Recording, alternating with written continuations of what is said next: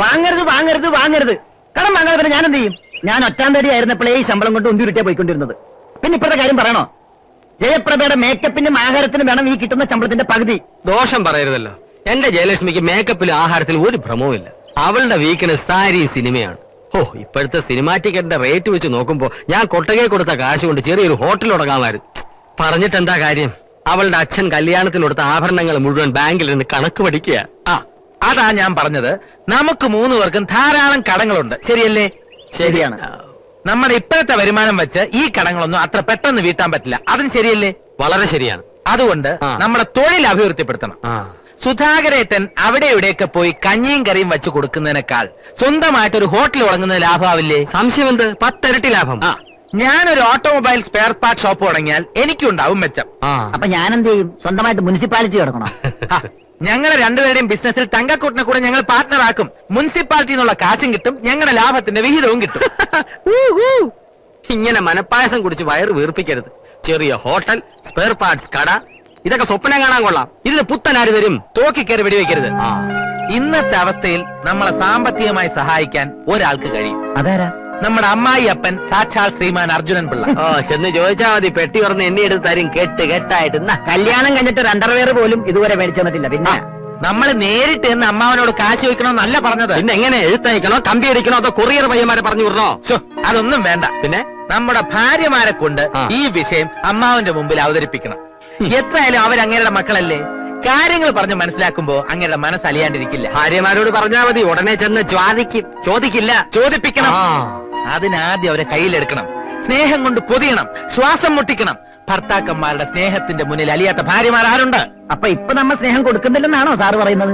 എന്നല്ല, നമ്മുടെ സ്നേഹവും ആത്മാർത്ഥതയും ആവേശവും ഒക്കെ അവർ കൂടി ബോധ്യപ്പെടുന്ന രീതിയിൽ ഒന്നുകൂടി പ്രകടമാക്കണം. അതിനെന്താണൊരു വഴി? വഴികൾ പലതുണ്ട്. ഷോപ്പിംഗ്, കാപ്പുകുടി, പിക്നിക്. എന്നാൽ ഇനി ഒന്നും നോക്കാനില്ല. വിട് വണ്ടി, പൊള്ളാച്ചി വഴി ഊട്ടി. ഹോട്ടലിന് ഞങ്ങൾ പേരിന്ന് ചേച്ചു കഴിഞ്ഞു. സുധാകര വിലാസം ഹോട്ടൽ ആൻഡ് ടീ ഷോപ്പ് എന്നിടണമെന്ന് പലരും പറഞ്ഞു. പക്ഷെ ഞാൻ വഴങ്ങിയില്ല. എന്റെ എല്ലാ ഐശ്വര്യങ്ങൾക്കും കാരണം എന്റെ ഭാര്യ ജയലക്ഷ്മി. അതുകൊണ്ട് ഹോട്ടൽ ജയലക്ഷ്മി എന്ന പേരിടാമെന്ന് തീരുമാനിച്ചു. സ്പെയർ പാർട്ട് ഷോപ്പിന് ജയശ്രീ ഓട്ടോമൊബൈൽസ് എന്നിടണമെന്ന് തീരുമാനിച്ചു. നീ വിഷമിക്കണ്ട, നിന്റെ പേരിലും എന്തെങ്കിലും ചെറുകിട വ്യവസായം തുടങ്ങാമെന്നാ ഇവര് പറയുന്നത്. പപ്പടത്തിന് ഇപ്പൊ ഭയങ്കര ഡിമാൻഡാണല്ലോ. പിന്നെ അതുകൊണ്ട് ജയപ്രഭ പപ്പടം പ്രൈവറ്റ് ലിമിറ്റഡ് എല്ലാം തുടങ്ങാം. പക്ഷെ ഇതിനൊക്കെ കാശ് വേണം. അതിന് നിങ്ങൾ വിചാരിക്കണം. അതിന് ഞങ്ങളുടെ കയ്യിൽ എവിടുന്ന കാശ്? അല്ല, അത് നിങ്ങളുടെ കയ്യിൽ നിന്ന് എടുക്കണമെന്ന് ആര് പറഞ്ഞു? ഞങ്ങൾ എന്തോ ചെയ്യും? ചോദിക്ക്. പറഞ്ഞു കൊടുക്ക തങ്കക്കുട്ട. ആണോ?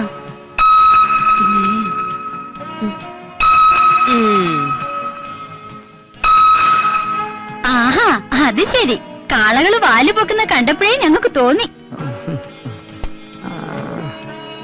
അപ്പൊ ഇതിനാണ് ഞങ്ങളെ ഊട്ടിന്നും പൊള്ളാച്ചിന്നൊക്കെ പറഞ്ഞ് ഇങ്ങോട്ട് വിളിച്ചോണ്ട് വന്നത് അല്ലേ?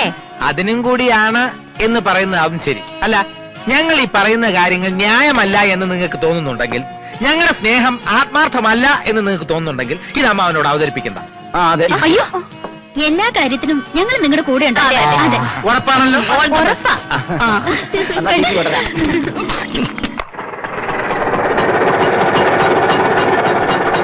ആദ്യത്തെ കൺമണി ആണായിരിക്കണം, ആരുമേ കണ്ടാൽ കൊതി. ഉത്തമനോ? ഇരിക്കെ. ഉത്തമന് ചോറ് കൊടുക്ക്. ഒന്നും വേണ്ട. ഇത് കണ്ടോ? ആർക്കാ കല്യാണം? നമ്മുടെ സ്വന്തം അളിയന്. അജയനോ? ഒരു വാക്കമ്മ ഞങ്ങളോട് പറഞ്ഞില്ലല്ലോ. ഉത്തമന്റെ അത്ര വിദ്യാഭ്യാസവും യോഗ്യതയൊന്നും എനിക്കില്ലാത്തോണ്ടായിരിക്കും. ആരെ അറിയിച്ചു എന്നാ സുധാകരേട്ടെ പറയണേ? എന്റെ ഓട്ടോ മുതലാളിക്ക് കിട്ടിയ എഴുത്തായത്. നമ്മളോടൊന്നും ആലോചിച്ചില്ല എന്നുള്ള പോട്ടെ, കല്യാണം നിശ്ചയിച്ച വിവരമെങ്കിലും വന്ന് പറയേണ്ട സാമാന്യ മര്യാദയല്ലേ? ഇതങ്ങനെ വിട്ട പറ്റില്ല ഏട്ടാ. നീ ആ തങ്കക്കുട്ടൻ നീ വരാൻ പറ, അവനും കൂടി അറിയട്ടെ വിവരം. ചെല്ല്. സദ്യയുടെ കോൺട്രാക്ട് ആയിട്ടെടുത്താലെന്ന് ആലോചിക്കുക ഉത്തമ. നല്ല അവിയലും സാമ്പാറും പച്ചടിയും ഒക്കെ വെക്കും ഞാൻ. വേറെ ആമ്പിള്ളേരുടെ കല്യാണത്തിന് ഇത് പോക്കത്തര അല്ലേ? ഇതെന്താ ഇത്? നമ്മളൊക്കെ വേറെ 7-ാം കുലികളാക്കി കളഞ്ഞില്ലേ? ഇതൊന്നും ഇല്ലാതെ അടങ്ങി ഒതുക്കി കഴിയാന്ന് വെച്ചവന്മാരെ സമ്മതിക്കൂല. അത് ഇന്ന് ഞാനും 2 അടിച്ചു. വേണ്ട, അതൊന്നും ഇല്ലാതെ എന്ത് ചെയ്യാൻ പറ്റുമോ നമുക്ക് നോക്കാം. മേലേടത്ത് രാവുണ്ണി നായർ. മേലേടത്തെ രാവുണ്ണി നായർ. പുരുഷോത്തമൻ നായർ. അതാരാ? അതാരെങ്കിലും ആവട്ടെ. അങ്ങേരെ ക്ഷണിക്കണം. വലിയ പണക്കാരനല്ലേ? നമ്മുടെ കല്യാണത്തിന് നമ്മുടെ ആളായിട്ട് അങ്ങേര് വരുമ്പോ അത് നമുക്കൊരു അന്തസ്സാ. നീ എന്താടി മുഖം വീർപ്പിച്ചിരിക്കണേ? എന്നാലും എന്റെ കുട്ടികളെയും കൂടി അറിയിക്കാണ്ട്. ഓ, അവള് തുടങ്ങി. ഒരു നല്ല കാര്യം നടക്കുമ്പോ അപ്പ അവള് കണ്ണു നിറയ്ക്കാൻ തുടങ്ങും. കല്യാണം കഴിഞ്ഞതിന് ശേഷം നമുക്കൊരു സ്വീകരണം വെക്കാം. അതിനെല്ലാവരെയും വിളിക്കാം. അല്ലാതെ കല്യാണത്തിന് കണ്ട ഓട്ടോറിക്ഷക്കാരും മുനിസിപ്പാലിറ്റിക്കാരും വന്നാൽ മേനോൻ സാറിന് അത് ഇഷ്ടാവില്ല. അങ്ങേര് അത് എന്നോട് ചെറുതായിട്ടൊന്ന് സൂചിപ്പിക്കുകയും ചെയ്തു.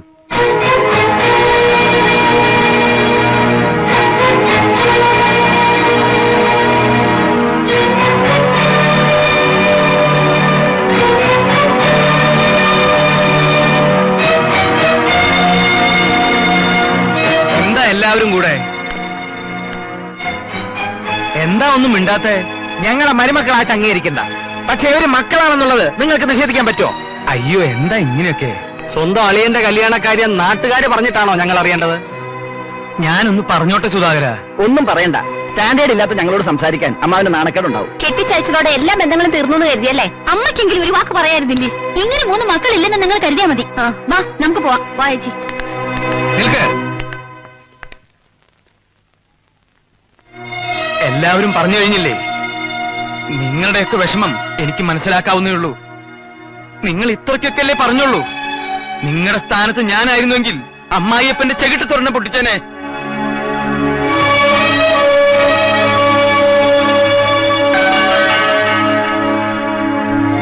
തെറ്റ് എന്റെ ഭാഗത്താണ്, സമ്മതിച്ചു. പക്ഷേ നിങ്ങൾ വിശ്വസിച്ചാലും ഇല്ലെങ്കിലും ശരി, ഞാൻ ശാരദയുടെ കൂടെ നിങ്ങളെ ക്ഷണിക്കാൻ വരികയായിരുന്നു. അല്ലേ ശാരദ? അതെ മക്കളെ.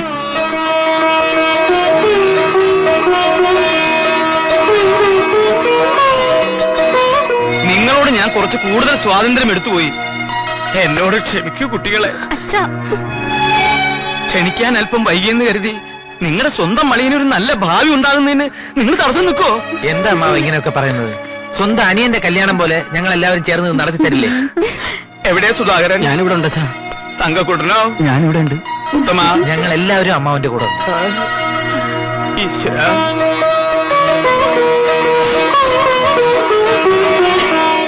എന്ത് കഷ്ടം അറിയുന്നേ. അമ്മേ, ഞങ്ങൾ അമ്മയോട് മറ്റൊരു കാര്യം പറയാനും കൂടിയാ വന്നത്. എന്താ മോളെ?